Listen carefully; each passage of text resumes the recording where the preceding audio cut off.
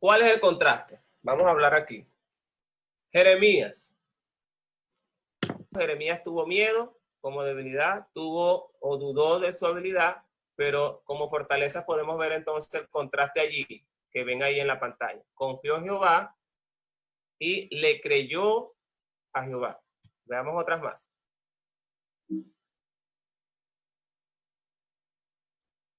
Una debilidad que pude ver yo en la vida de Jeremías, se desanimó, tuvo desánimo. Y eso puede ser también una debilidad en nosotros. Jeremías se desanimó. Pero ¿qué sucedió con ese desánimo en la vida de Jeremías? Esto es una debilidad. Experimentó esa debilidad en su vida. Pero como contraste de esa debilidad, ¿qué sucedió? Tuvo la capacidad de poder levantarse. Jehová le dice, usted no se me va a echar para atrás. Y él entonces, en las fuerzas de Dios, tuvo la capacidad de levantarse y continuar con el ministerio que Dios le había llamado a hacer. Y eso lo podemos ver como una fortaleza. ¿Por qué? Porque esto le llevó a poder cumplir con el plan que Dios le había preparado en el gran plan soberano de Dios. Bueno, es una debilidad, mejor dicho, porque no esperamos el tiempo de Dios.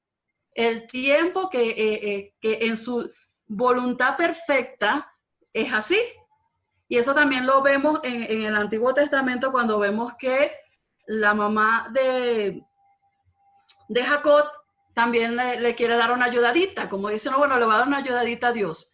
No esperan el tiempo de Dios. Y así estaba María, estaba impaciente. Ella sabía que su hijo era un siervo de Dios. Ella sabía que él tenía el poder para hacer y ayudar en ese momento. Ella habla con él porque ella sabe que él puede hacer algo, pero no era el tiempo de Dios. No era aún su tiempo. Entonces eso también nos trae dificultad. ¿Cómo podemos contrarrestar esa debilidad? Pues con fe y confianza en Dios. Y allí vemos Lucas 1:37 y 48-50, ese es el mismo canto de María, esa parte de allí, ese pasaje.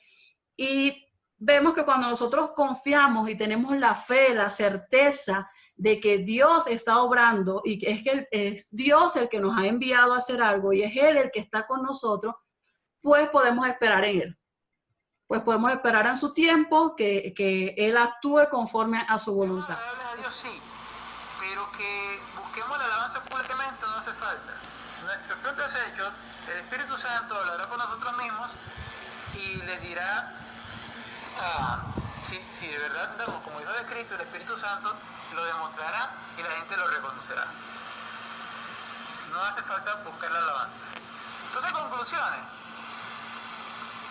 Los prejuicios nos llevan a ponernos límites que pueden ser perjudiciales para nosotros y quienes nos rodean.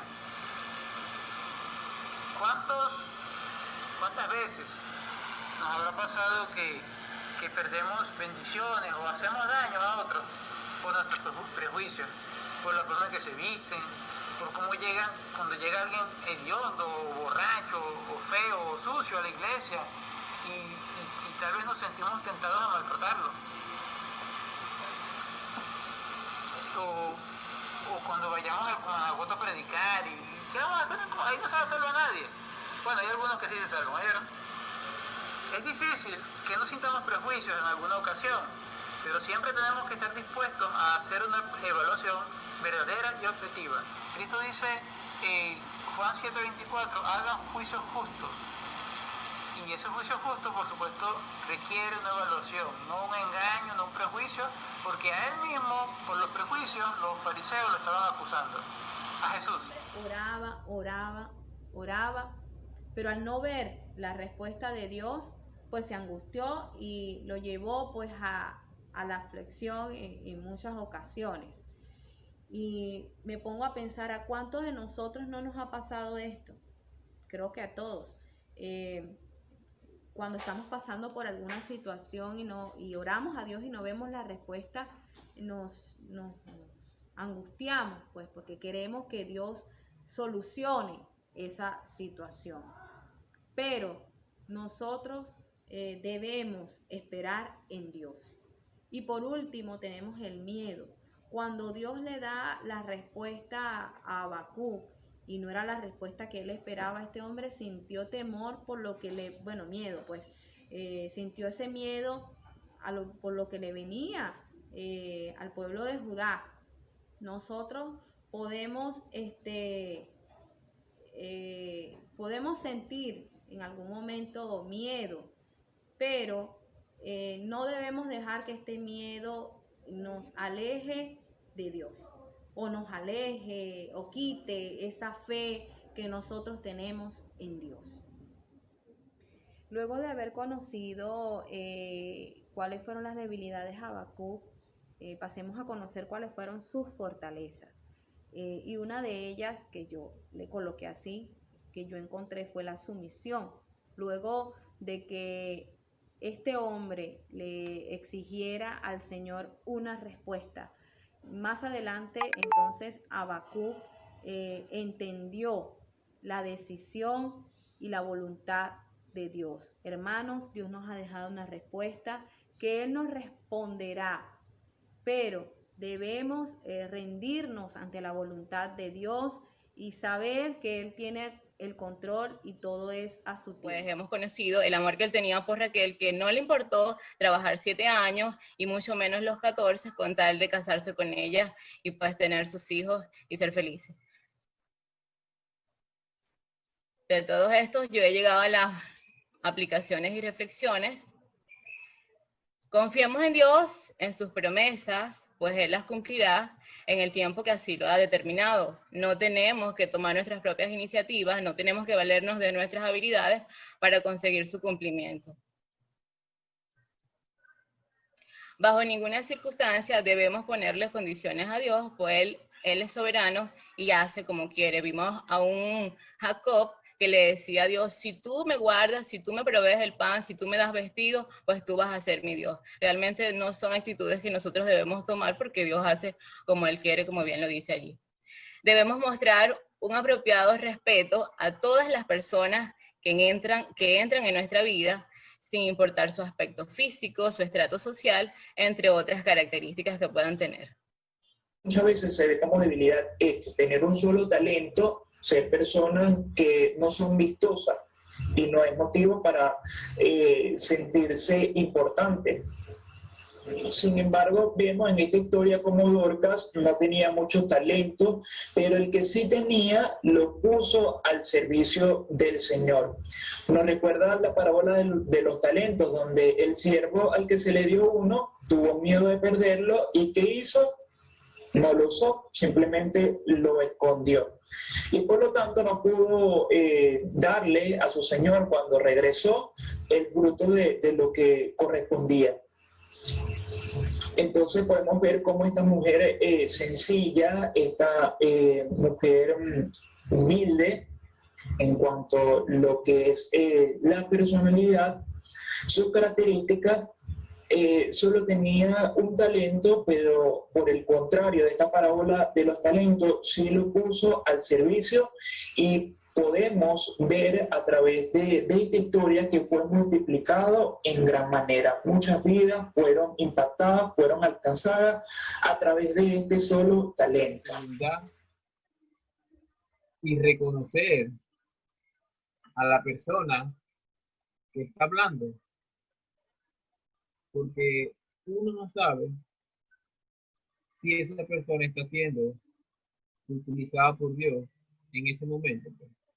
Si está hablando de la palabra de Dios, debemos respetar, ser humilde y escuchar, así esa persona sea un nuevo creyente, tenga 2 días en la fe o tenga toda su vida. Pero nosotros debemos siempre ser humildes. Este sacerdote, como lo dice la Biblia, era un sacerdote de Dios, era utilizado por Dios en ese momento y se mostró humilde ante Abraham. que es lo que nosotros también debemos hacer, mostrarnos humildes en cualquier situación y con cualquier persona. En general, Josué había estado largo tiempo en el oficio junto a Moisés, por lo cual siempre fue un buen discípulo subordinado. Josué sabía lo importante que era estar bajo cobertura espiritual de Moisés. Liderazgo es la cualidad más conocida de Josué. Su forma de liderar al pueblo de Israel durante esos 7 años de la conquista de la tierra prometida. Josué era un líder que contaba con las mejores y más armoniosas cualidades que debe tener un líder que va a dirigir el destino de un pueblo. Josué es considerado como uno de los más grandes líderes militares de la Biblia. Debilidades. Josué no dejó un sucesor. Josué se enfocó tanto en continuar su misión de llevar al pueblo de Israel a la tierra prometida y por lo tanto no pensó en el futuro, sino estaba dedicándose al presente y al plan de Dios. Puede estar relacionado por la infancia dura que tuvo en la esclavitud egipcia. No tuvo la compañía de una figura paterna, por lo tanto estaba abandonado. Tal vez esa haya sido una razón por la cual no dejó algún sucesor. Entonces eso nos llama a nosotros a entregarnos sin reserva, porque el mismo espíritu que estaba en Pablo es el mismo espíritu que está en nosotros. Y Dios sigue siendo el mismo ayer, hoy y siempre. Podemos tener esa comunión con Dios y esa seguridad y esa firmeza. Debilidades. Bueno, yo particularmente, si ustedes encuentran una, me la pueden mandar. La única debilidad que yo encontré en el apóstol Pablo se refiere al aguijón que describe en 2 Corintios 12:7, donde él reconoce que este era un mensajero de Satanás, que le abofeteaba para no exaltarse sobremanera.